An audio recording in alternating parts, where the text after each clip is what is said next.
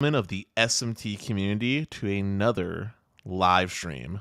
Tonight is another historic moment because we have seen the most massive screw up of all screw ups that any company can possibly make, and it speaks volumes. And that's about T-Mobile.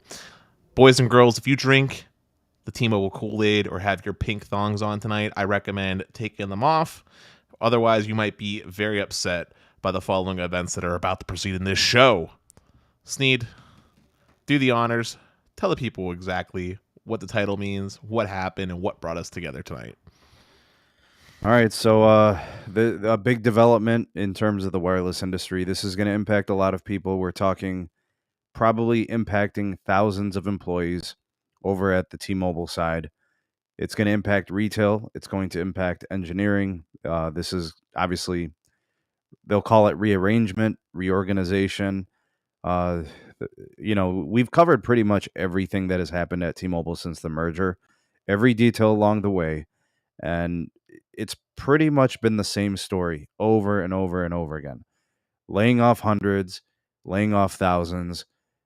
I think if I counted correctly, there have been at least 4, maybe 5 complete reorganizations. That's what they call them. Really what it is it's just layoffs. It's just job cuts, job eliminations and reductions at the company, all built around what they call synergies. It's actually just cost cuts, right? So this one is going to be a big one because this one's probably going to be the highest number of individuals at the T-Mobile company that are going to be laid off. Nobody had any heads up. This was obviously kept under wraps, and they just dropped it on the poor people that have dedicated, in some instances, decades at the company, right? Decades at Sprint, decades at T-Mobile. We're talking about people that probably are near retirement in some instances. Some people that previously worked at Sprint for a long time. So legacy Sprint employees, engineers, the retail workers at T-Mobile, they're getting slayed. This is and this is why I want to do the screen share, because I want to actually hark back to an article from the LA Times from like 2 years ago, right?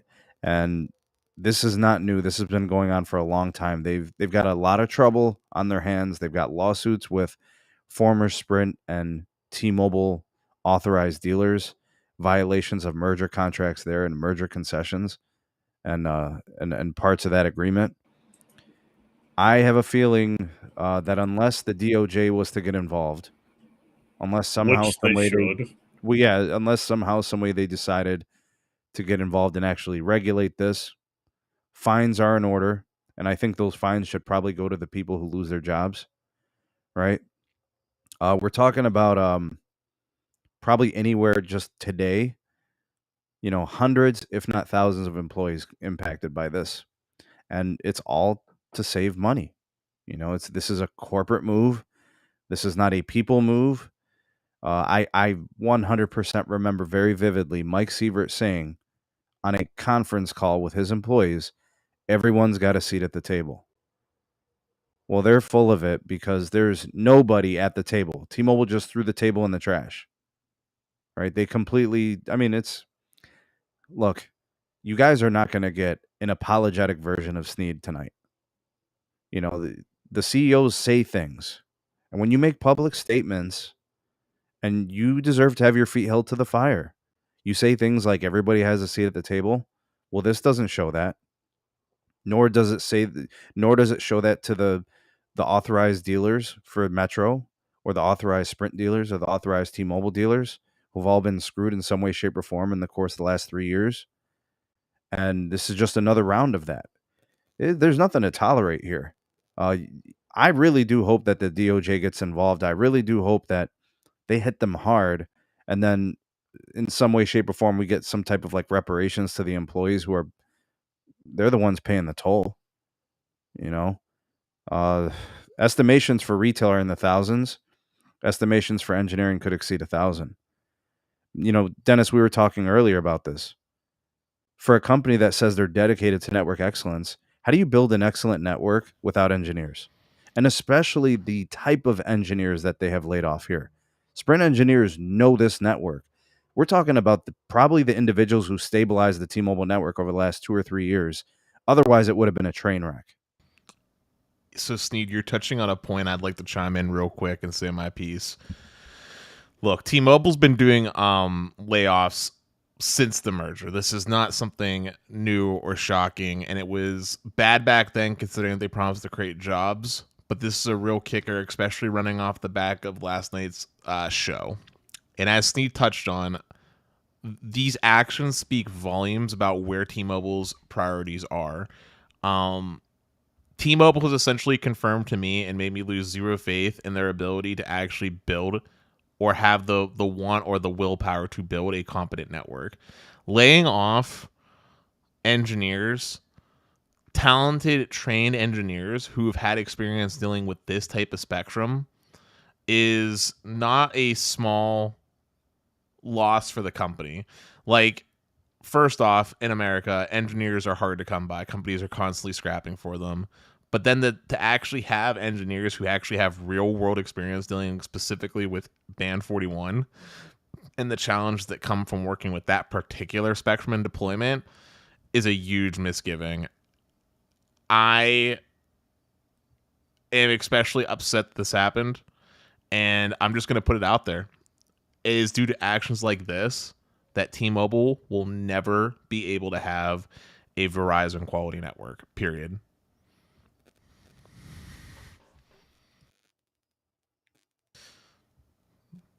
Zero Cool, what are your thoughts, my friend? Yeah, I mean, I agree with the earlier sentiment. I mean, the DOJ needs to definitely hold these guys, the CEO, T-Mobile to the fire. You get rid of people you promised you wouldn't, and correct me if I'm wrong, but usually they said they're gonna be jobs positive by day one, adding 3,000 jobs first year, 5,000, second year, and 25,000, blah blah blah. That stuff. They are at a net negative of minus 12,000 as of today. Yeah, that okay, but that stuff, like those promises, are usually supposed to be in like an 8K filings and in the SEC filings when you're supposed to promise something like that and give projections like that. And now it's it's horrible to that the employees, the teams that this happened to, and it's T-Mobile, they're I don't know what the rationale is for this. I have a feeling, a strong feeling, that it's going to be because they need to build a network for number one. They need to build a lot of density out there for the next couple of years and stuff, and they need to link up with Starlink. Maybe the R&D for Starlink is going to be more than what they're bargaining for. It could be a reason why they laid off a bunch of engineers and employees. I think I think it's not good. It's not a good feeling. It's not good that T-Mobile breaks their promises because it's the Sprint that kind of built up their network to what it is today, and yeah, it's a horrible thing that happened.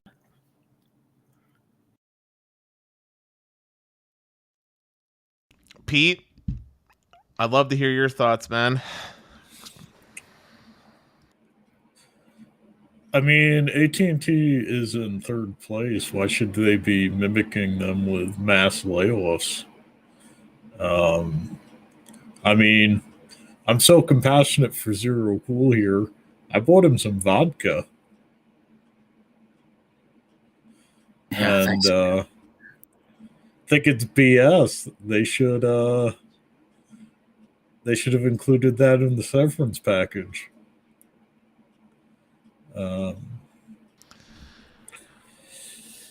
I am curious to see their PR spin, but at least with the exception of your network engineer, Dennis, most of the ones I know about were more than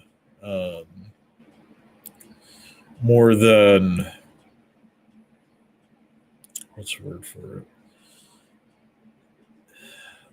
They were damn good at their jobs. Uh, hopefully, we get a silver lining, Dennis, and the jackass in your market gets sacked too.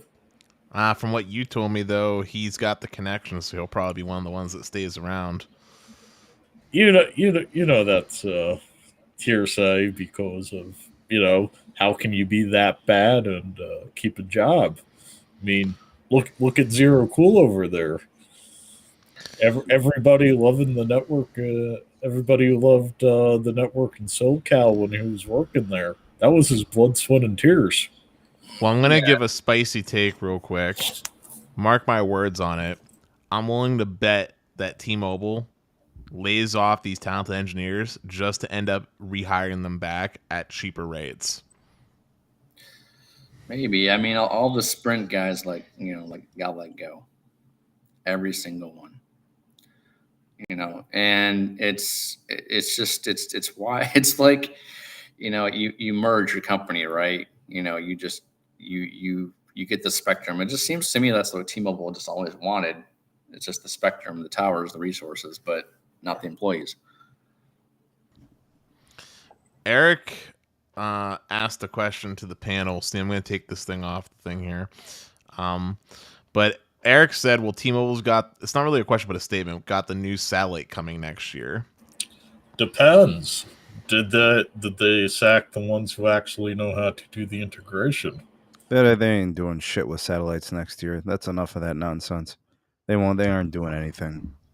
You're gonna put faith in a company that lays off its most crucial engineers at the most critical time, right? And then you're gonna try to do something with Starlink that can't even deliver home internet. They got 500,000 customers worldwide. Seriously? You're expecting something next year? No way, dude. I mean, Eric, I'm sure you're a nice guy. I'm sure you're a smart guy. Think about it. Tesla has a hard time delivering cars. SpaceX has a hard time delivering home internet. Their network is congested, and they're struggling. They dealing with a lot of stuff. They're in difficult businesses.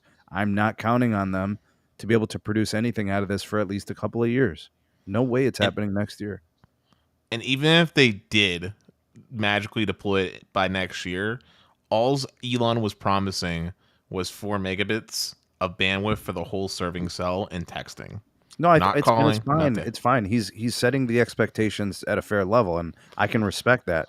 But I'm just looking at this from a realistic, mindset that's a challenging thing to do. He has overpromised many a times and underdelivered every time, right? No, but the reason why I was saying that is because it's not going to be a replacement for what T-Mobile needs in the very long future, which is to keep deploying. Some people, Dennis, are starting to question their dedication to expanding their network. They're basically calling this a crutch.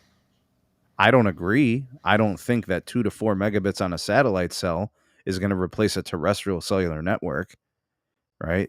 So I don't agree. I don't think that's what T-Mobile should do or wants to do.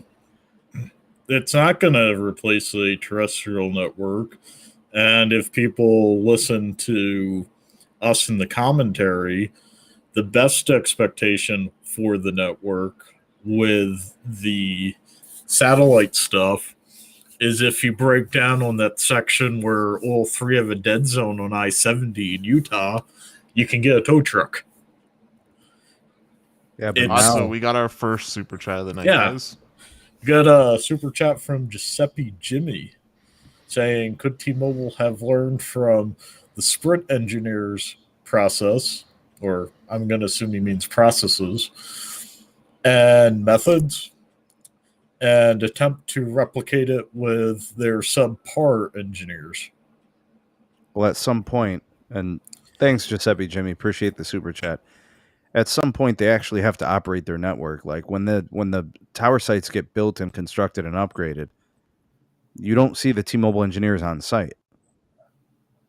They don't do any of that. They've always contracted work with Ericsson and Nokia, right? So, I mean, at some point, they got to grab the bull by the horns, and now they're going to do it with X number of missing jobs and missing engineers who know the network pretty well.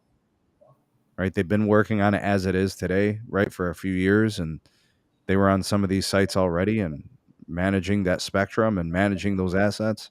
I mean, the Band 25 Band 2 piece, Sprint's the most important part of that, Pete. The Band 41 and 41, Sprint's the most important part of that. Yep. So I'm going to come in with another. They're running Sprint's network where and deploying where Sprint couldn't. Right. So I'm going to come with another a very hot, spicy take. I think T-Mobile at this point should just sell.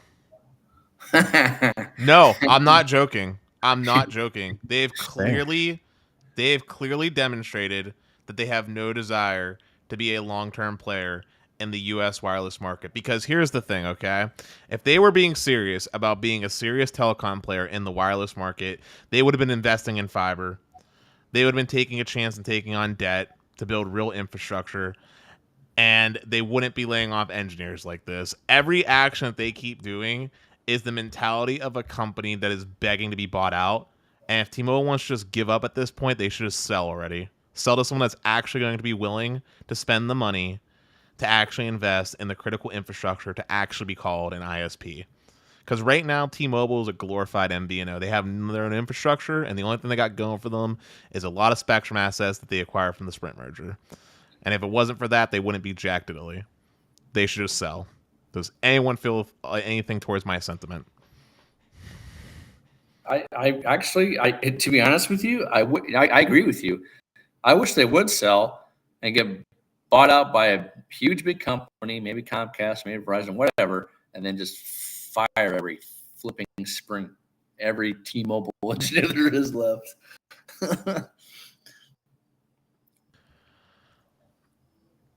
Pete, jump in. I mean, if they sold, who would they sell to? There would be an antitrust issue with Comcast. I don't think cable is interested in eating that type of acquisition. Oh, you're so wrong. If the price, hold up, if the price was right, Comcast would be very happy to eat T-Mobile. And here's why. Yep. Here is why. Comcast, I know everybody likes to hate on big cable, but Comcast is like a big octopus that's got their tentacles in a lot of things. And one of the things that we know for a fact right now is the biggest focus for Comcast, thanks to the changing world of entertainment, is a refocusing on broadband. That is the new heart of their business in 2022 and beyond, is everything related to broadband. Right now, they've been focusing on their traditional stuff, but on the enterprise space, they've been making a big push and focus on leveraging fixed wireless technologies to try to meet commercial companies' dedicated specific needs. Like we talked about, like Internet of Things and like mmWave, and Comcast has been using their CBRS that they have in across the nation to deploy some interesting solutions.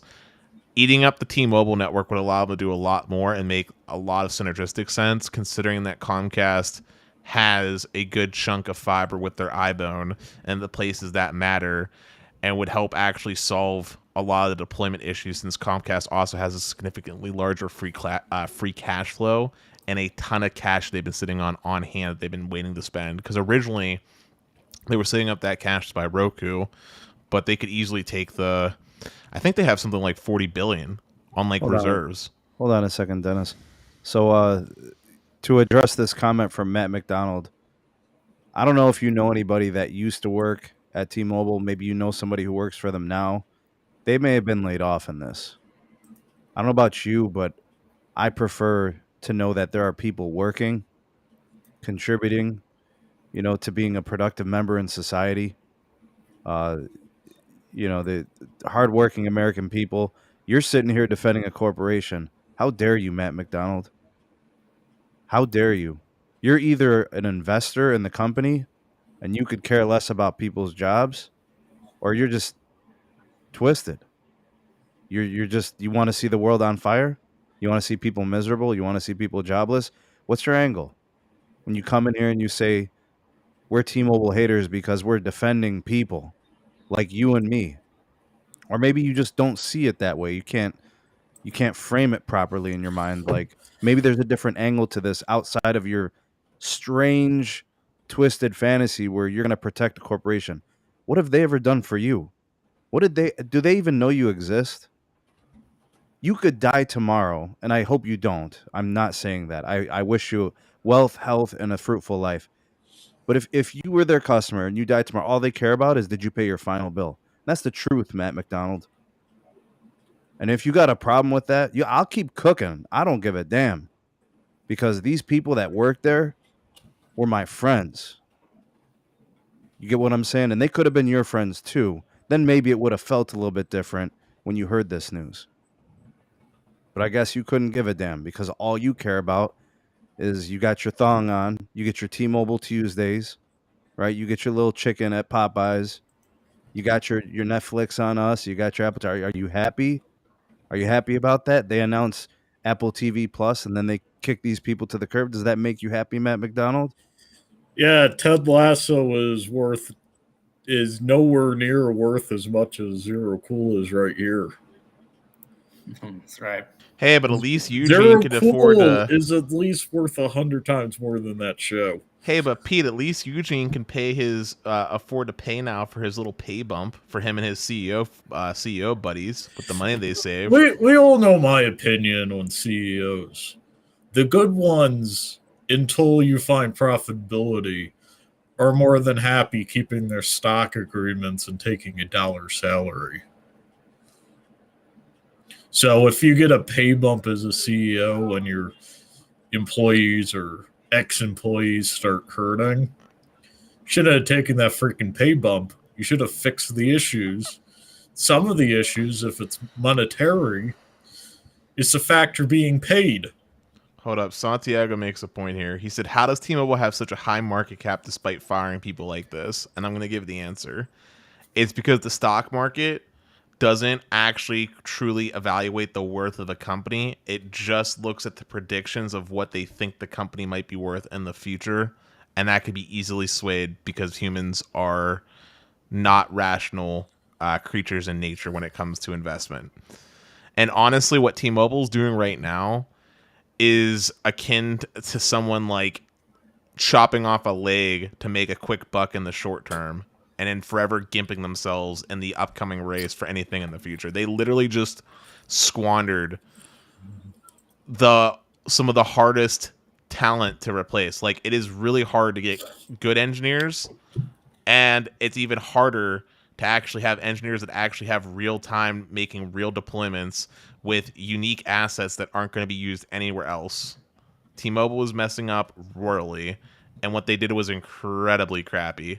Like, if they had some upcoming plan or something that required a reduction in engineering for whatever reason, that's one thing. But then they could have easily retooled and repurposed those people for something else in the company, not just can everyone, which is what Dennis, they did. Do you think that the network experiences a regression because of this? I think what ends up happening is, this is what I realistically think logically happens. I think in the areas where T-Mobile exists, we'll continue to see upgrades happen as they modernize for N41 to some degree. But I'm also going to say right now, I don't see T-Mobile making any more expenditures. Like, well, we have seen retail regress, right? We've seen customer care ratings go down at T-Mobile. We've seen people on Reddit taking T-Mobile customer care to the stakes on a regular basis, right? So we have seen regression in retail and customer care. So do we see regression in network ops? It's hard to say, man. It's hard to say if the average consumer is going to notice. What do you think, Pete? I'm going to have to wait and see if we encounter that. For the vast amounts of customers they have, remember if I remember correctly, second in terms of postpaid customers. It would suck if their experience goes down. However, they did get rid of the experience. So, for the customer's sake, let's hope no.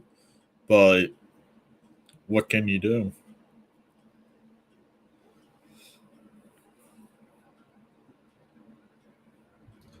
Well, So Zero Cool, you something- would know better than anyone, man. What do you think? I mean, uh, it was, when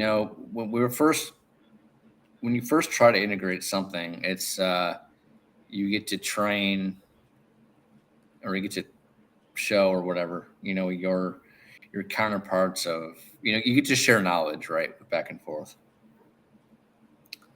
Sometimes, that knowledge is retained, or sometimes they just do things their own way.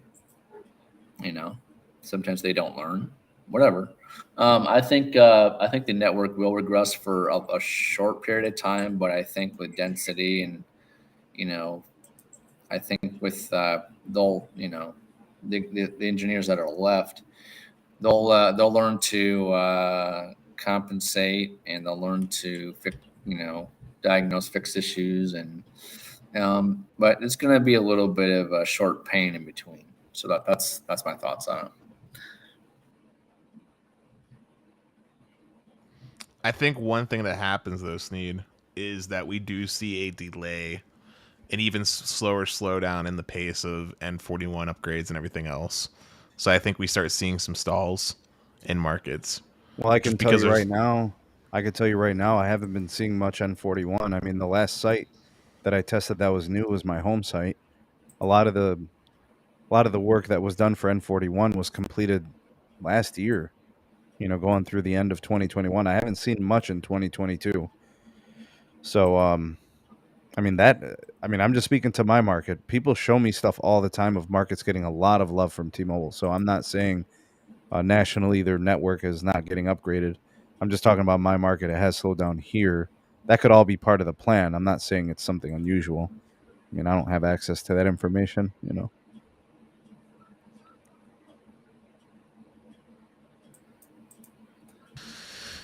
Well, my market's getting so much treatment that right now, at the time of us talking, I'm getting 0.22 download speed. How much? At my house. 0.22. Not even a meg. Nice. What happened? It wasn't that bad before. I don't know. I'm just telling you, I got off the Wi-Fi to run a speed test real quick. 0.22 down. Sheesh. 5G UC.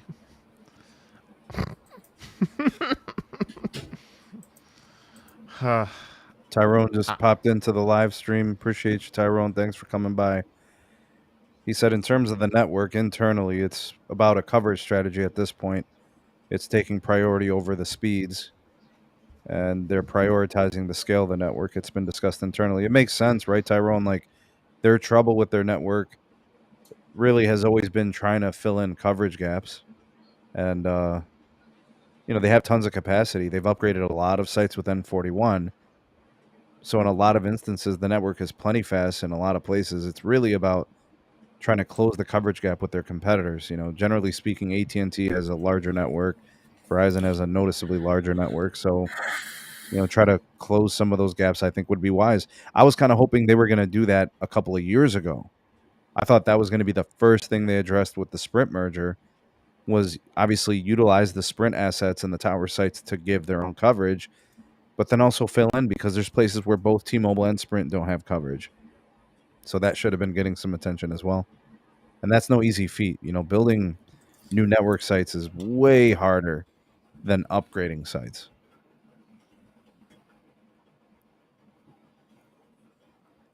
Thanks for coming, Tyrone. Appreciate you for coming through, man. And what's worth mentioning, by the way, Sneed, it wasn't just any engineers that were laid off, by the way. These were their national engineers. So these were their most senior engineers that they decided to lay off. Sure.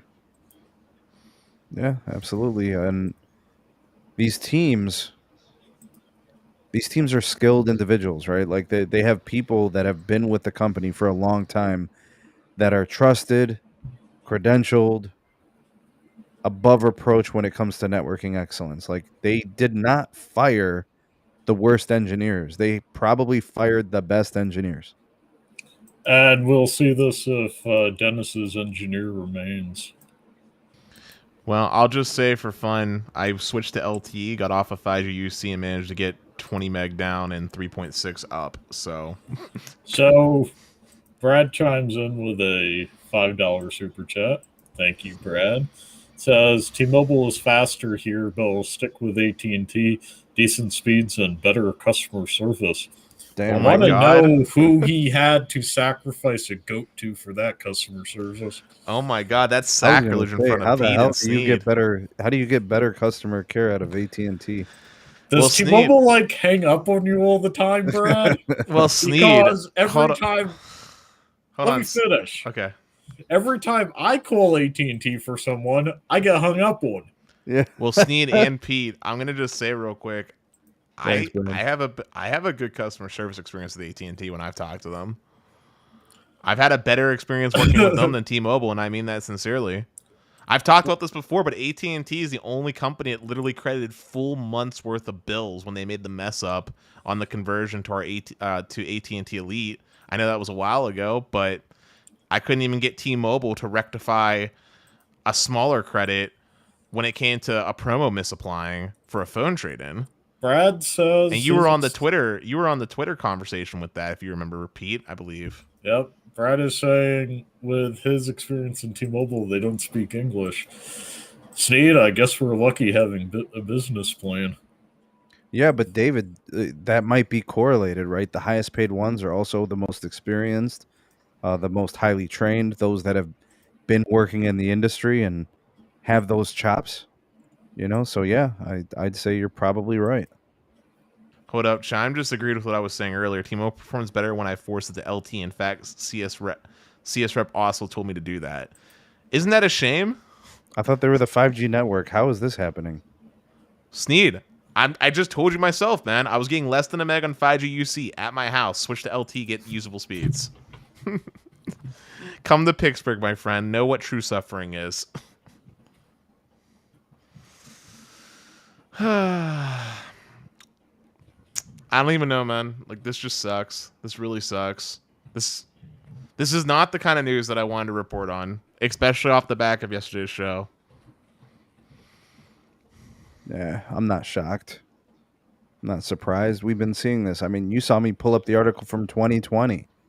There's articles like this from 2021. There's articles like this from 2022.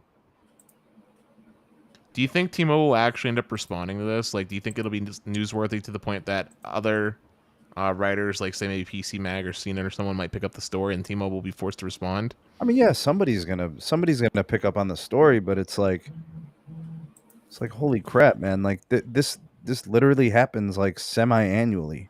There's some massive layoff that happens at the company, and they don't care. I mean, they've literally been told don't do this, and they don't care. Crazy thing is, nobody's got any teeth. Nobody's gonna make them pay. I mean, they got to make it hurt, man. Oh snap! We got a moose sighting. This is some blasphemous stuff we're talking about tonight, man.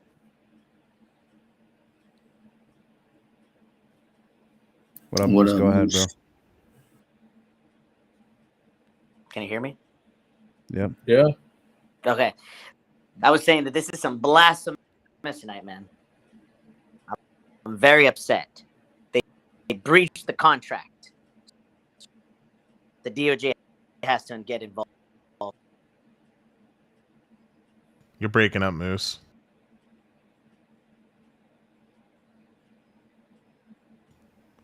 Well, real quick, we got a super chat in from MS. He said, "Are we missing something? Eugene isn't dumb, is he?" Oh, he's dumb.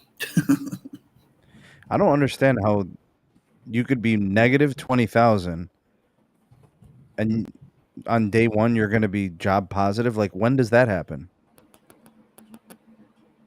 My guess it happens after. What happened to everybody? What happened to everybody has a seat at the table? What happened to all that stuff? Yeah, my guess it happens at the kind of like in April 2023 when they no longer obligated by anything, prices, network, employee count. That's my guess, but still they shouldn't have laid off a bunch of people. Also, real quick, anxiety. I usually get about between 50 to 150 download speeds at my house on N41 for T-Mobile. So clearly they did something with the serving cell. I can check RSRPs once I grab my other T-Mobile phone. But maybe your engineer, by the way. Maybe your engineer gets sacked and he sabotaged you. I was replying to anxiety. I knew Josh by. We got Moose back here. Oh, sorry. There we go. Go ahead, Moose. Try again. Yeah, sorry about that. I was saying we're talking about some blasphemy tonight, man. Whatever happened to the contract, right? There was a contract that they signed that they would not lay off anybody for 3 years. And they'd be growing the company, remember? In California, New York City, all these other places. And now look what's happening. Well, check out the timeline, right? T-Mobile US, right? Deutsche Telekom just sunk their teeth in to become a greater majority owner of the company. And then T-Mobile announces like Starlink, and they announce Apple TV Plus. Like they do all these things, and then boom, you get something like this. It's almost like systematic. Like you just look at a timeline, you're like, oh yeah, a couple of nice things, and then boom, they drop some dookie just like that. It's almost gotten predictable. It's like January every year when AT&T lays off 10,000 people. It's like the same thing every year, same thing over and over again.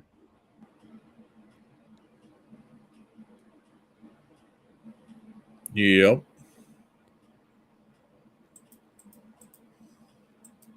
I mean, it's at some point, like the pushback that John Leisure gets is warranted. He knew what was going to happen. He knew it. He's like, man, get me the hell out of here. Shit's about to get messy in these freaking telco streets. I'm out. Saw the writing on the wall. He's like, nope, I ain't going to be around for this. I'm going to be around for this bloodshed. I mean, what do you think about the fact that the entire wireless industry is inflated?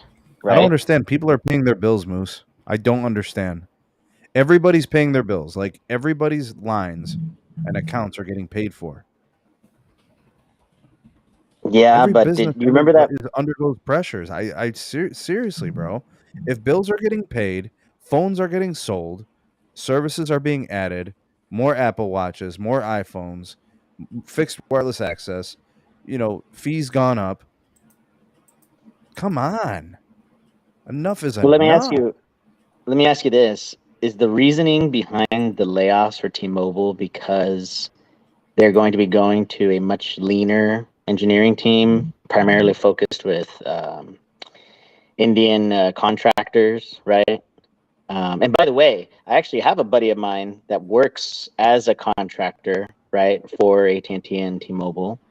And the majority of his, actually, no, not majority, 150% of his team, I should say, are all Indian, but they have a particular type of visa to be in the United States. What? Yeah, and I'll tell you what I mean by 150%. The 100% are here in the U.S., right? But then 50% are over there in India. So, they have so many people on demand that it really just, hey, I got a couple of clusters or a whole city or a whole market. You 3 guys are going to do it, and it's the contractors. Yeah, it's guys from Ericsson and Nokia that do that. They're in charge of mostly, baseband upgrades, software upgrades. It's putting a lot of work on the vendor and less on us. Like, you know what I mean? It's a lot cheaper to, let me put it this way.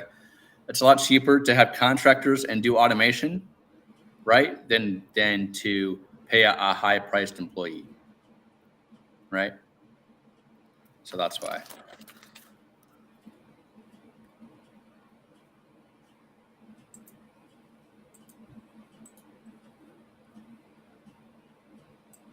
Yeah. Cost cutting, savings, shrinkage, downsizing, synergies. You name it. That's what's happening. Oh my God. This is terrible news. Yep. I mean, hey, if T-Mobile really wants to cut costs, they could always just, get rid of all their rural coverage and just focus on urban. Literally be the urban only carrier. It'd be cheaper. Yeah, but AT&T didn't beat them to it. Oh God damn, man. These bastards from fucking Magenta Town in Seattle.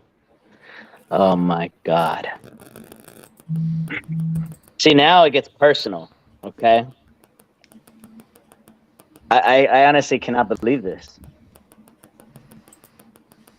The whole former Sprint team is gone, dude. Every single person that was former Sprint is gone. Gone. Okay, what about the people that were T-Mobile? No, they're still there. Most of them are probably still there. Most of them, yeah. What's crazy is, too, they're making more money than ever before. So this is totally unwarranted. So, hold up. Was there like a grace period, 2-week notice, or immediate? Is it what? It was immediate. It was literally like they had a meeting that was scheduled the following day based off what I heard from inside sources. It just magically goes off the calendar, and they get a surprise new meeting instead with their bosses, and they basically get told you have two options. You can fuck off or apply for another job within the company. And like the only job openings are like customer service rep jobs that pay like way less than these engineers were making. Jesus. Also, what do you have to be on to think an engineer will do a good job on customer service? Seriously. That's just me.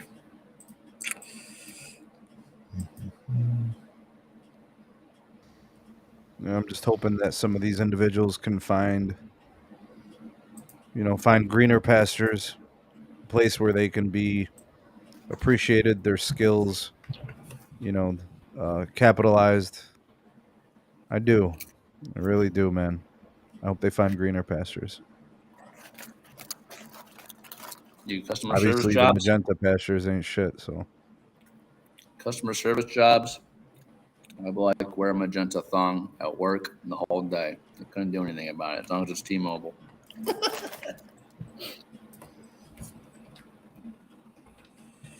You gotta breathe that company for customer service.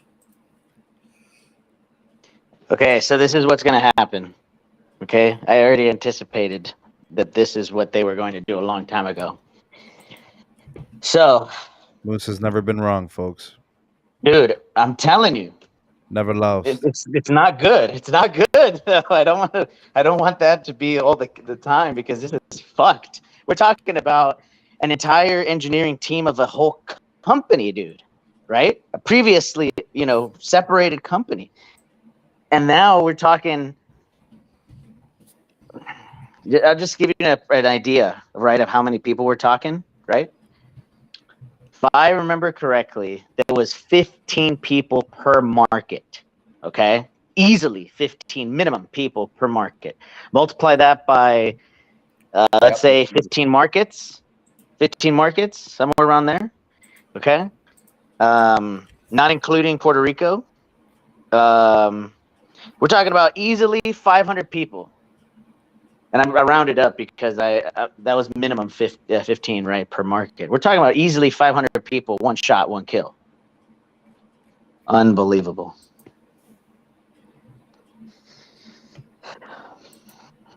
Today is definitely the end of any type of hope that these thongs and these motherfuckers think that the network is going to improve. These were veterans, man, in the industry. They grew up with 2.5. Yeah, I don't think the network is going to reach the potential it could have. I think, and this is just me personally, I think part of the reason why the network is unstable at times in Cleveland and things can vary from site to site so much, meaning some sites are good and some sites are bad. I think some of that has to do with the inconsistency of the engineers in my market. And that has been that way for a long time. That's not new. You know, some sites work good and some sites are unreliable, undependable, and problematic. And I see strange things happening here. And I put that on T-Mobile. It's their network, right? I'm not going to sit there and make excuses for a company that's not delivering, quality and excellence to their customers. I mean, I'm supposed to evaluate them objectively and judge them accordingly. And I've always said that I think in my market, the inconsistency is due to engineering. And I look at a market like Longmont with Pete, and it's very good. I think those engineers have a good grasp on the network, but I don't think that's the case in a lot of places. And I think more of that is going to be rearing its ugly head across the country. Because post merger, their customer care fell apart. Why should we assume that the network isn't going to become problematic when they don't have the right people in the right places? I think there's going to be some people who are pretty aggravated by some of the things they're going to experience soon. And the people that are best suited to deal with those issues that have stabilized the network for the last 2-3 years, they're now gone. I mean, what? You going to keep John Saw around just to pump up the pom-poms? I mean, how disrespectful is that? Oh, I know. That's exactly what's going to be. More thongs, more pom-poms, more magenta. Remember what we said a while back during 2020's podcasts? We literally said that there was going to be a grace period, right? All of these Sprint engineers are going to be sharing the knowledge, understanding, the T-Mobile incumbents, right? We're going to understand how to do this, how to manipulate, how to tune, right? Improve knowledge, etc. Share knowledge, and then pull the trigger. I knew this would happen. We had sources inside that told us this was going to happen. And the sad part is that we're talking about a lot of people, man. Yo, Matt McDonald, no offense, bro, but you don't get any input in this conversation, dog. You want to come in here and you want to kick these people while they're down, bro. You don't get a voice here, dog. Sorry, man. You have no compassion for nobody. You want to call us T-Mobile haters because we're critiquing a company that's slaying people's jobs? Come on, bro. Have a heart, man. You want to come in here and act like this? Come on, bro. Don't play like that, bro. Don't play ignorant like you didn't know. You want to come in here and try to talk slick, bro, and talking smiggity and all this? Come on, man. Have a heart, bro. Well, I mean, Sneed, even if you weren't someone that didn't have like emotional care for the employees that lost their jobs, just from like a per this is my network that I'm using type of deal. If you're a T-Mobile customer, you should also be equally pissed because these are the people that were actually making the T-Mobile network better, right? Like the supercharged 5G network that was coming from these national engineers that were deploying it. It wasn't your random Joe Schmo from regional insert town who was calling the high level shots. Plan. They were executing a national plan.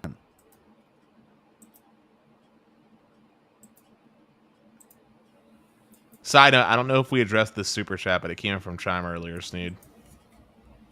Oh, thanks, James.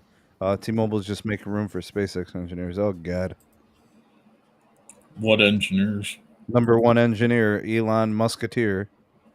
I don't think you That guys guy's not understand. a freaking engineer. These nobody understands this unless So I'm going to go on record again. I said this a couple podcasts ago. T-Mobile does not pay well.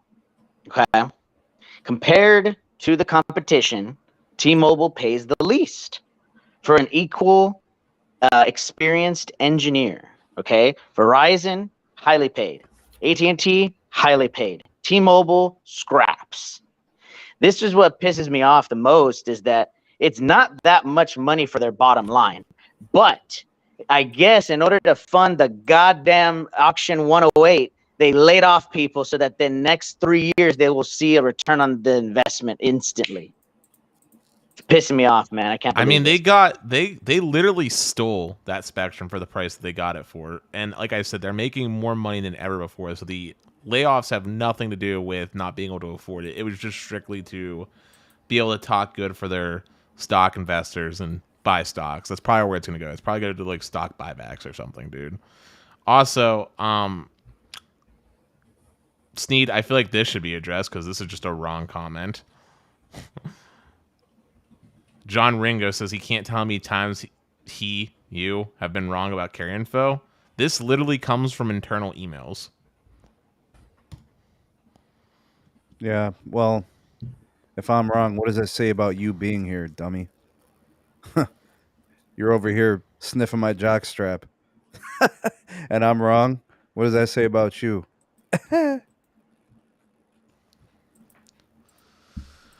Get off the scrotum, dog. I think I figured it out. They're just going to slap N41, N71 on every site and call it a day. They're not going to change anything. They're not going to do anything. No modifications, no adjustments, nothing. And you know why they're going to do it, dog? Is because they have so much capacity now, so many megahertz of spectrum. They're like, you know what? It's okay. We don't need to tune this thing. We just slap it on and blast it in the air and then hope that our customers are able to take advantage of it. Dude, the only way you can accomplish that is if you give it so much power the frogs become gay.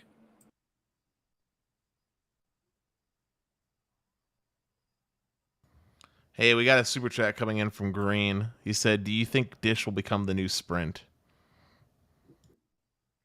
They already are. Regional carrier? Yep. Oh, wait, no.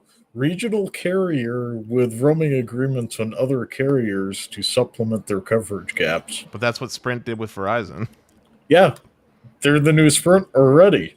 A regional carrier. Hold on for a second. To be fair to Dish, even though they already had to launch a 5G network, they had more 5G markets launched than what Sprint did. So, okay. I mean, Dish needs some time in the oven. Dish needs a little more time in the oven, but their fate is going to... Ultimately, the thing that's going to determine whether or not Dish succeeds or fails is strictly going to come down to how much money Charlie can actually raise. It's going to be a race against time. Will Charlie be able to deploy a network before he runs out of money? If he could deploy a network before he runs out, then I think Dish has the potential to maybe get something like 40 million, maybe 50 million subs, maybe. That would be the new Sprint if you got to 40 or 50 million subs. Yeah. I'm just saying, but But I'm saying if they can get the 40 to 50 million subs, then they can actually do the slow and more painful process of actually building out a network, because now they'll have free cash flow, right? It's just getting to that point. Also, the dude that you've been addressing for this whole show, Matt, asked you a question. I'll just highlight it in case you want to answer it. He asked, why does T-Mobile have the second most subscribers then? I don't really care, bro. I don't give a damn. Okay. I don't care. Okay. I just figured I would bring it up since you've been addressing it. I'll just say this. Look, subscriber count doesn't equal better, like good network. Like there's plenty of things that are crap that sell well, but it doesn't mean it's not crap. And it doesn't mean the company is good. Case in point, look at the success that Walmart, for example, has, and they have a notorious track record for treating their employees absolutely horribly, to the point where, like, literally, I don't know if this is still a thing, but I know at one point they literally used to have helpful job aids for their employees on how to get on government program assistance because they weren't paying them enough. Highlight my response, Dennis. You won't? Which response, EM Tech? Oh, this one? There you go. There you go, EM Tech.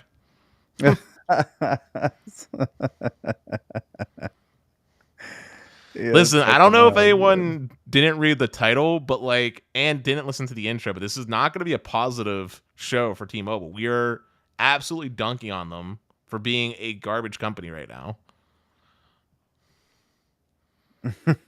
They get praise when they deserve it, and they get their equal crap when they don't. They're gonna get so much more comparisons to AT&T from me. Well, at least AT&T can actually build a network. T-Mobile hasn't done that yet. Yeah, and well, I'm enjoying my T-Mobile network. I'm sorry that you're dealing with hopefully some guy that got sacked. No, man, that's the opposite response. We need him to get better. We don't want him to get sacked. We want him to get better. Look, I don't care. I don't care what happens to the dude over here in Pittsburgh based off what I've been told about him. I just want a reversal on the national, the decision that T-Mobile's making for the national network engineers, because they need to have more internal engineers. They just need to, man. They can't just leave it all up to contractors. That's how you get inconsistency. You got to have internal people taking control in the reins off different regions for a consistent network deployment.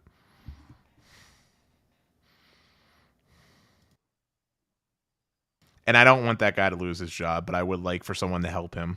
Yeah, get better. Right. Yeah. Should have paid zero cool to tutor him.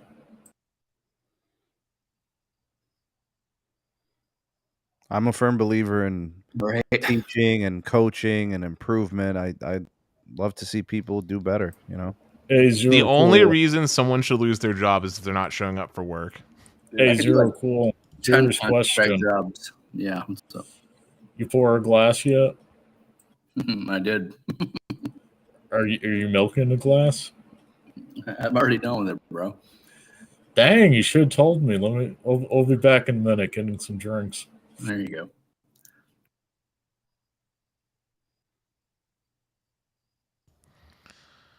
RFK, man, I appreciate the optimism, but I've given Dish props for doing well in the Vegas market and stuff like that, but I don't have that much confidence yet in Dish. They still have a lot to go. Being able to actually sell the service publicly, not beta style, would be a big first step in the right direction. And they need to get a lot more native coverage, because right now Dish's actions speak more to not deploying a network based off of the triple roaming agreements that they have with all the carriers at the moment. They're basically like a super MVNO at the moment. I think they'll be good in Pittsburgh, locally, but look, let me tell you guys something, man. For those that know me, I'm a person. I will help anyone if they are trying to help themselves. I'm a genuine person. I like to help people. I'm also a person with edge. I try to be very even keel. I don't like, getting too high, too low, too hot, too cold. I try not to do that, but I'm human. And this one hurts. Just like the last one did, and the one before that. There's no version of this podcast that was going to make things look and sound pretty. A car crash is a car crash. You can't spin it any other way. I'm genuine. I wear my heart on my sleeve. I don't hide anything. I'm open. I'm transparent. I'm honest, and I'm perfectly fine in living in my skin the way I am. And I have an edge. I'm an intense person, and I try to temper it, but that's who I am. I am an intense person. And that intensity is what makes me a compassionate person. So that's why the show sounds and feels the way that it does tonight. You don't have to call me rude. You don't have to call me mean. This is just the mode that we're in tonight.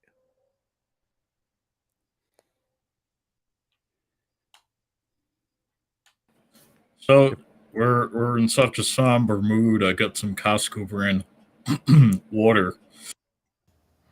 Nice. Was it made by? Was it written in Russian? No, it came from a French fowl company.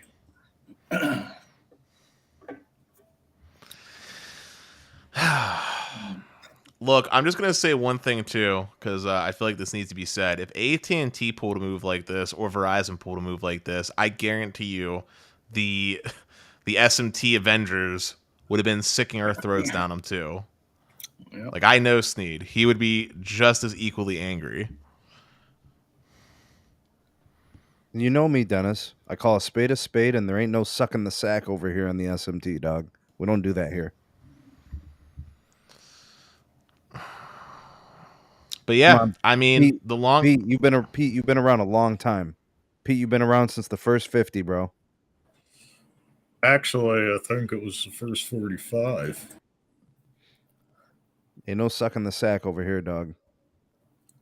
But I mean, the long and short of this whole thing is T-Mobile has spoken with their actions, and their actions say they don't care about their network or their employees. Yeah. And that's coming from an engineer, and that's coming from somebody who's worked in telco. Them's the facts, man.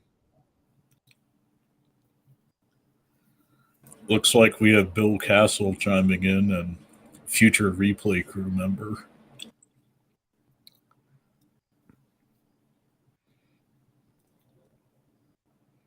You know, it's crazy, man.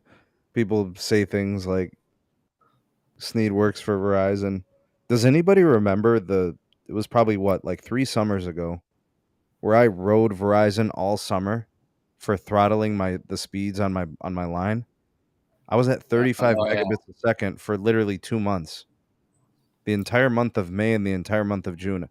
Every tower site I connected to was 35 megabits per second. They were literally throttling my line. I've never seen anything like that before. And they denied it, and they and I wrote them, and I did videos and live streams about it, right? But like, nobody wants to go back and see that. Nobody wants to go back and backtrack and see how I rode AT&T for every January when they lay off 10,000 people. They don't want to go back to those videos, right? I remind them of these videos where we talk about the massacres at AT&T. and everybody knows, man. Sneed calls spades a spade. My spice is rated E for everyone.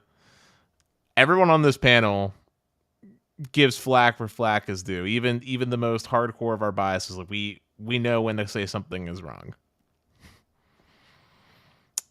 and this is wrong. Sorry about that. I just got back talking to neighbors about this, actually. So they were pissed because they're originally T-Mobile, and they were like, thank God we left them. Not only are they trash security, they're laying off people now, and their network is not really improving. They're just slapping on N41 and calling it a day. It's not good. Yep. Oh, my bad, you're cool. Yeah, just as a quick sidebar for anyone that has a Samsung phone, like an S series, 20, 21, 22, your Android 13 will be out October 17th through the 19th. So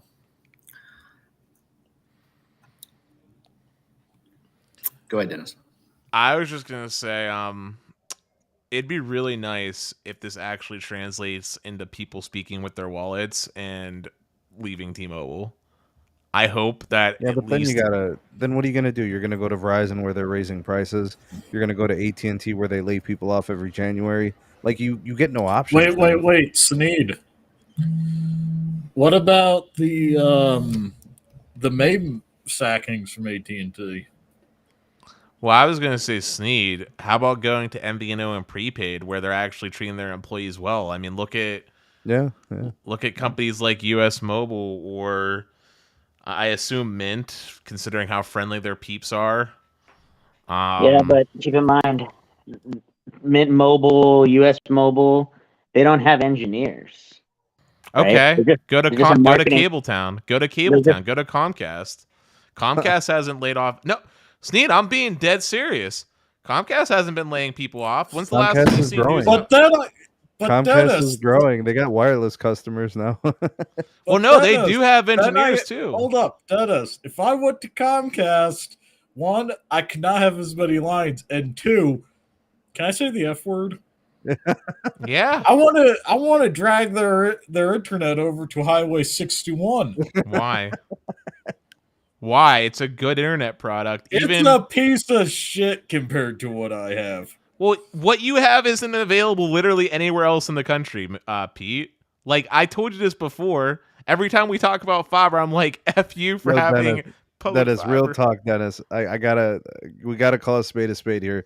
There is a lot of venom against Comcast in this chat, on this channel, in the general public. There's a lot of venom for big cable, not just Comcast, but Spectrum as well. You know, people don't like those companies, man.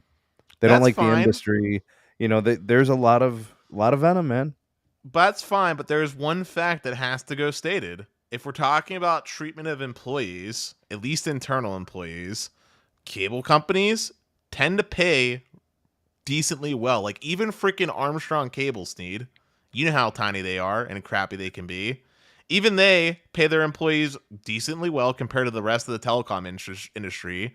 Provide good health benefits, 401k matches in the case of like companies like Comcast that are bigger, or Spectrum, stock purchase programs. They give you like free mental health visits, like for like therapy and stuff with like different partnerships. Like, I'm just saying, man, if you're looking for a company that's treating, like if you want to support a company that treats their employees well, Cableco pays their employees well. I mean, we knew No Radio. Right, listen to No Radio. Dennis, what's cable up? companies may pay their employees well, but Comcast has been fined in over 8 states for charging people for insurance on their rental equipment that doesn't cover anything.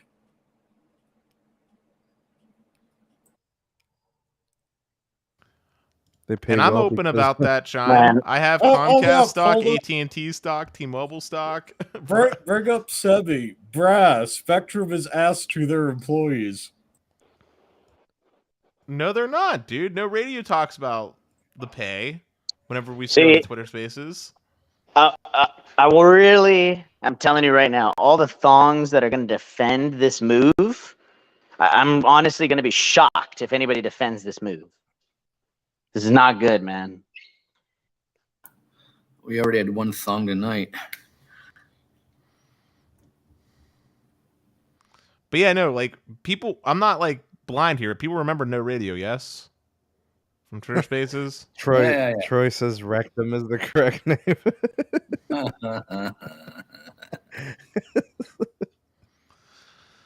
And then as far as service, there's a lot of venom, bro. And then as far as service goes, look, you can hate the company. I respect that. But you cannot deny that the internet that Comcast offers is good. That's just a fact. It is good. Even Carlos. There are people that don't have good experiences on Comcast. It happens. Okay. I had horrible experience on Comcast. I don't have experience with Comcast because Spectrum serves my region, but Spectrum's that's a very mixed bag. Some of it's good and some of it's atrocious. Just depends on your location. Everybody listen to Sebi in chat. He's dropping mad truth bombs. I mean, first off, everybody knows that I am the biggest proponent of fiber being the gold standard. Period. When you don't have DOCSIS 4.0, right? No. In general, have I ever said coaxial was better than fiber? Has that word ever came out of my mouth? Never. Thank you. Never. However, there is one thing I want to say, and this is fact. Just because a company offers fiber doesn't inherently equal good off the bat. Case in point, look at Verizon Fios. 6 months. 6 months. I dealt with testicular pain with some of the worst uptime I've seen in modern history until Verizon got their heads out of their asses and at my expense sent out a tech to actually fix the problem. 6 months. Okay. You done right, Can we Lawrence. get Sebi? He Can we get dropped Sebi the cable invite? for fixing. Anybody have Sebi's email? Yeah, I'll send him. Do not have the email, but you can Send send it the out to same link that I Sebi, sent man. you, Pete. I got love for Sebi, bro. Bring him through. But also, there's people that talk about AT&T Fiber, which I believe to be probably the best out of the big private companies. There's people that say AT&T Fiber has issues, and I don't necessarily agree with it, but it happens. Yeah, it absolutely can happen. Oh, yeah. And then, if Greg was on here, Spectrum was offering fiber at his place, and Greg, he was saying that Spectrum Fibers was garbage, and it was fiber at his one place when he was up in New York. He said that Optimum's better, right? Yeah. It's crazy. I can't believe Optimum is better than anything. So, I mean, it just goes to show, man. I mean, in the same way that there's going to be bad spots for Comcast, there's going to be bad spots for any ISP, because ultimately it's not just about having the best raw material, it's what you actually do with it. Fiber is the best raw material, but you still have to have the skills to actually deploy it correctly. If you were to, say, for example, deploy fiber with a bunch of kinks in it, you're going to have all kinds of issues because of how light refracts and how fiber actually works. This comment from LB. Appreciate you, man. Thanks for all the commentary. Well, we'll get to the super chat in a second. Let me come back to the LB statement. Where was it? This one? Yeah, he said the most garbage individuals in the industry. The only reason Comcast does not offer fiber everywhere is because they are making boatloads of money by not upgrading. I mean, yeah, they got some older stuff, but like, I guess there's some places that are getting love, LB. Obviously, not where you are, but yeah. No, I'm gonna hold up. Before we go to the super chat, there's something I need to address here. So, the biggest reason why you don't see cable companies making the investment to go straight to fiber is because the jump for them isn't it's like AT&T, right? They stuck to DSL, right? DSL was far more limiting than coaxial cable as far as speeds go. It made more sense for AT&T just to take the plunge and go straight to fiber.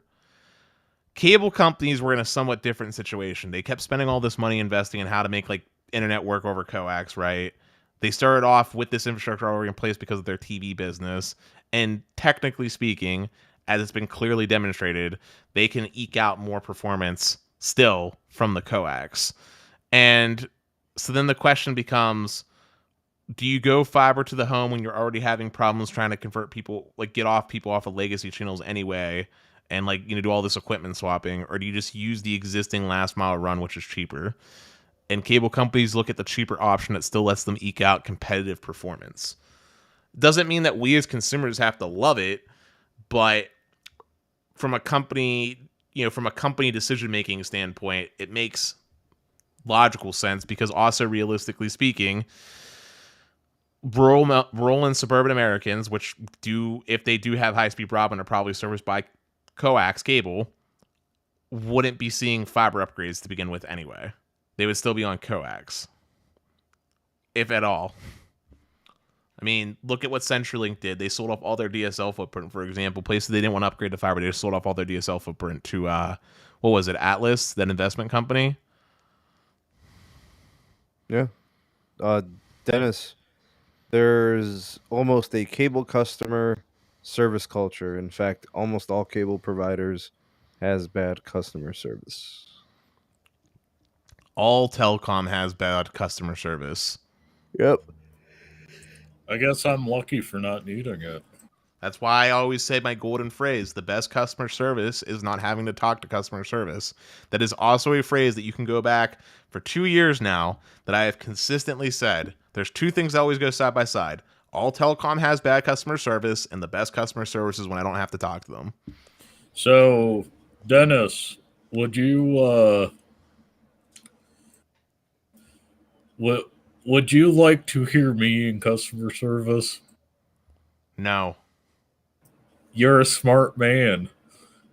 Okay, let's bust out some super chats. We got one from Michael.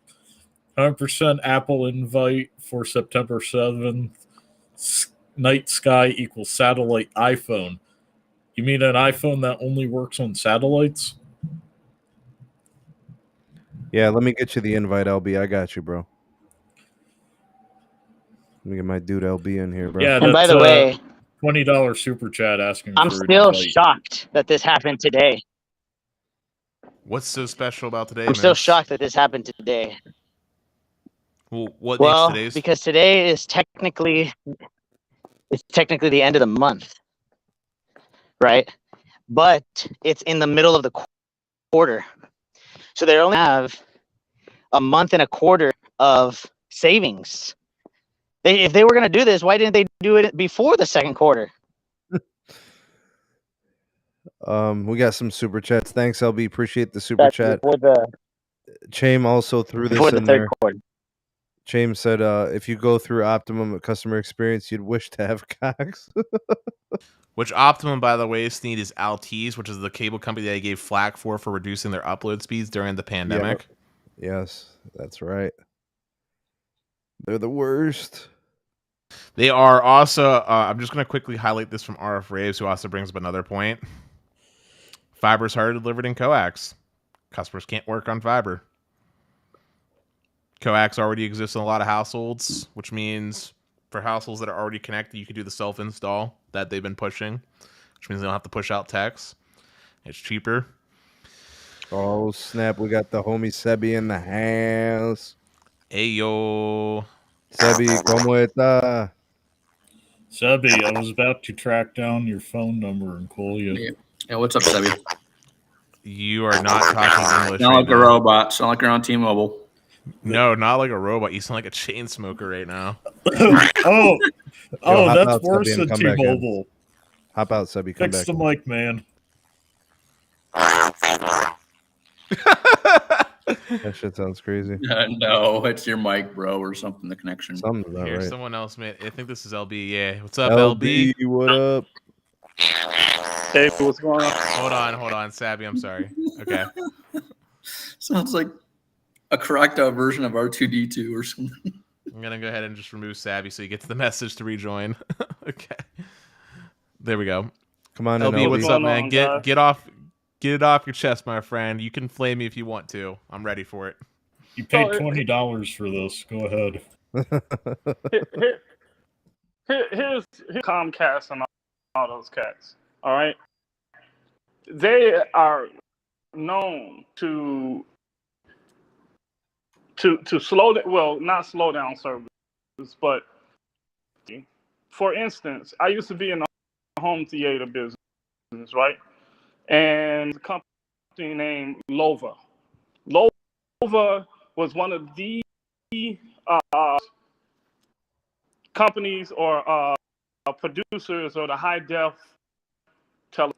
Do you realize that in the 70s we had high def signal that was available for free air?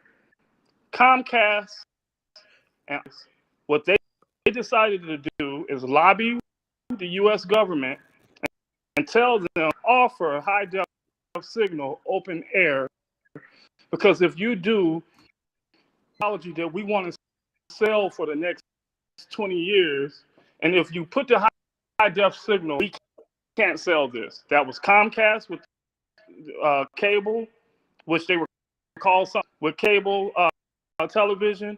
There was Zenith. Half of these guys are nice. They turned into other companies.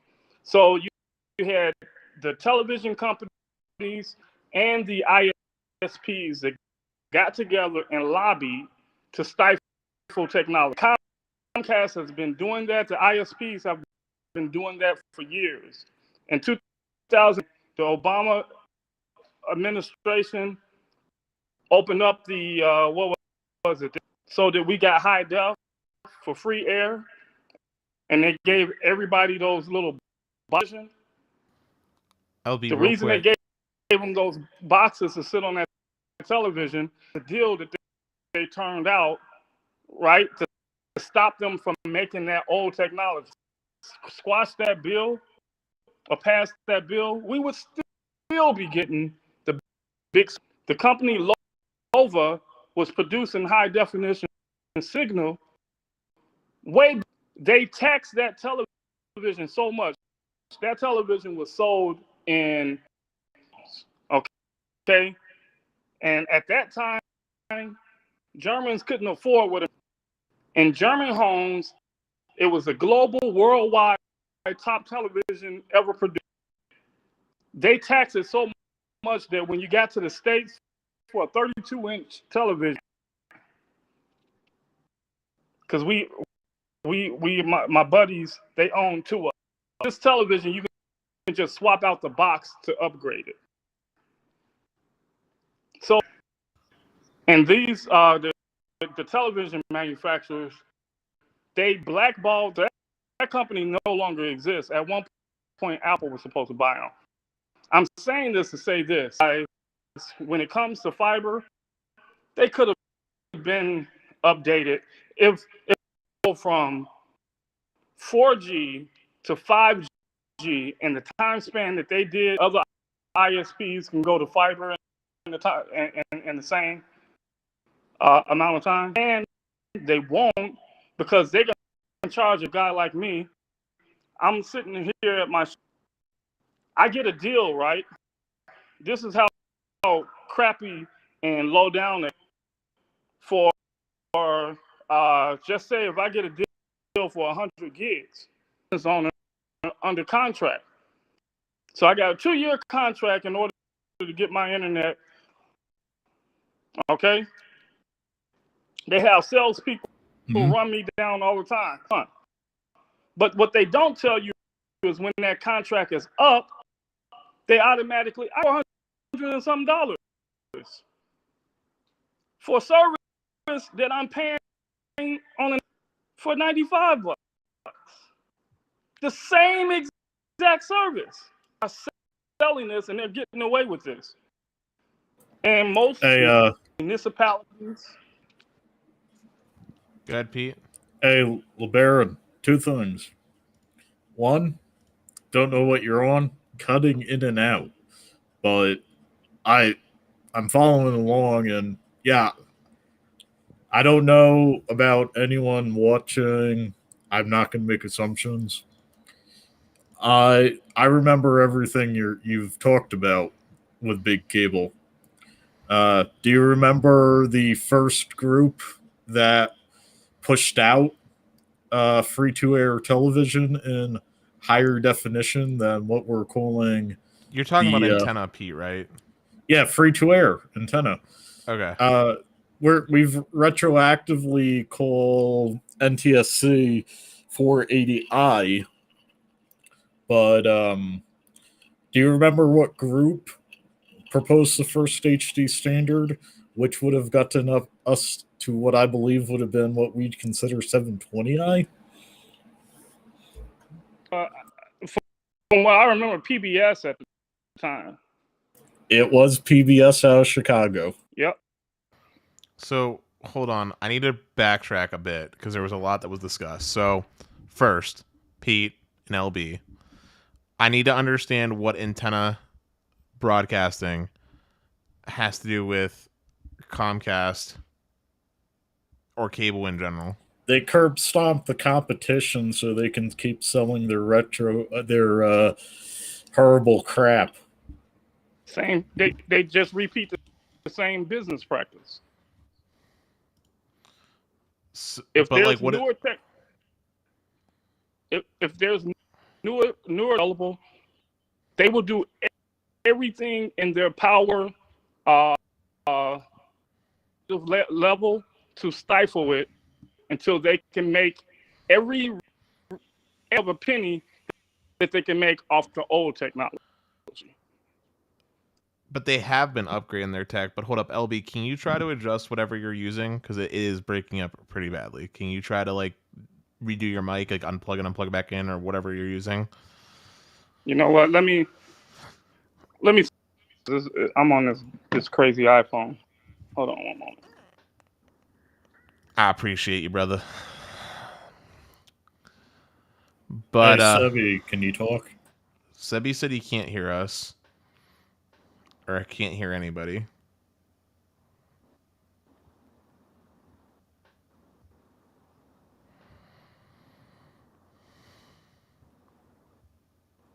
Well, while we're solving these technical issues, let's give a shout out to Cipriani Tech, saying thanks to all of you for continuing the great podcast. I just brought LB back in.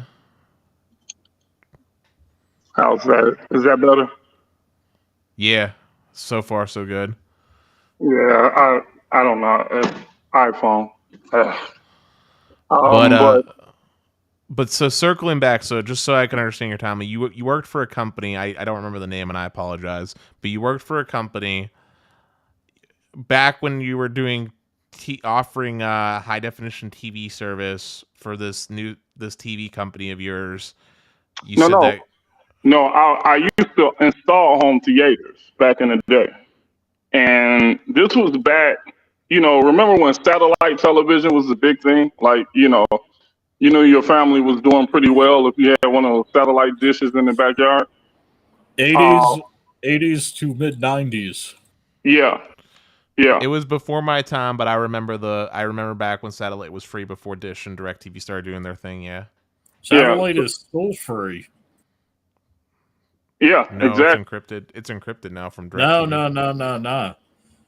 So DirecTV and Dish are selling premium satellite, but you can still get free-to-air satellite if you have the correct size dish. Yeah, Gotcha. Well, anyway, go ahead. Continue on, LB. I'm sorry. yeah. So there used to be a company called Lova. I think it's spelled Lowe, but it's pronounced Lova. And they made a television. They made it was one of the best built televisions in the world globally. It was out of Germany. They made this television, and this television was able to receive high def signal. Now, the U.S. was one of the last countries to pull the high def signal. And the reason was because the cable internet providers, Comcast and they teamed up with the manufacturers, the American manufacturers, and they lobbied the US government not to force the free high def signal. Okay? Because at that time it was a bill out for NBC, ABC, CBS, all of them to stop pushing analog signal after a certain date. They lobbied this for that many years, okay? And the reason was because the manufacturers had a bunch of old technology that they wanted to make money off of, okay, over so many years. And the cable providers were saying, hey, we got this cable television, and if you push high def free air, it's going to slow our progress. So Well, of course it would slow their progress. They have a vastly inferior product. Exactly. So they pretty much, through legislation, they slowed the advancement of technology for years. A lot of people don't know that. So I'm gonna just say real quick, Pete. As far as a quote unquote vastly inferior product, I'm gonna have to partially disagree. Reason being is because the whole reason. Hold on. Dennis. Let me say my piece, and I will let you respond. The whole reason why cable even came to exist in the first place was because of the inherent issues that came from antenna, which is basically for antenna to work well, you basically have to have not a level of density that, like, say, a T-Mobile has, but you have to have a good amount of density and antenna placement. You're shaking your head no, but I've used antennas before, bro. Like, I tried using it at my parents' house, live in the middle of nowhere, and the What signal type of antenna were you using? One of those like $50 ones that you get off Amazon that has like the power booster for range. It's like omnidirectional. You can like slap it up on like a window. So you know that modem antenna on the T-Mobile trash can that overheats when you're too far away because it's grabbing? Because it has no filament, no copper, no long pipe. Both of them are pieces of shit. if you want a good antenna, we are dealing with frequencies lower than N71. You need a large receiving pipe to be able to pick up faint signals. That is how it was designed, and you cannot have a repeater due to the technology. If you have a sufficiently large roof antenna, you can pick up things 100 miles away. Exactly. Technically, you can go up to 120, but no more due to the fact the Earth is round. Right, but are you listening to what you're saying, Pete? Yes, a roof antenna. You have to pay good money to get it to work, but it will always work. Yes, but you just skipped over the part where you said you have to have a good roof antenna. The thing that is like both A, expensive, and B, more important than that. It's only $150. That's like a month and a half of Comcast. I'm not talking about just the raw cost. I'm talking about the part where you have to actually install it and, possibly mess up your shingles on your nice shiny roof and all the other fun stuff. Pay someone $150 just so you wait 4 months and you're ahead. But there's a second part. The second part, and this is the more important part, is the part where, like, if you live in an HOA, like I do, you can't have satellites or roof antennas. And that's illegal, by the way. They cannot make you take it down. Also, roof antennas would not be applicable to most what would be considered multi-dwelling units, so like apartment complexes. Another situation where not possible. Okay, before I continue, let Sebi back in. Oh, sorry. I wasn't paying attention. And we can hear you. Okay, cool. And for those apartment complexes, it is illegal for the complex to tell you to remove it if you're not obstructing a right-of-way. I'm just saying that antenna is not feasible for a good portion of situations, especially if you're talking in a city or and even some suburban circumstances. They're freaking amazing in cities because you do not need a large filament. You can go smaller cities are where the broadcasts come from. You're missing my point, though. You said you crapped on the $50 tiny one, and you're saying you need this roof antenna. I'm saying that's not a feasible application. Well, if you're in a city, you can get the $75 tiny one and put it on your balcony. But here's the thing, though. I'm not even that's neither here or there. So it's whether you would do it or if you want. My point is the fact that they were able to kill this in legislation. This is what they do. That practice. It's that practice that I'm saying that it's like,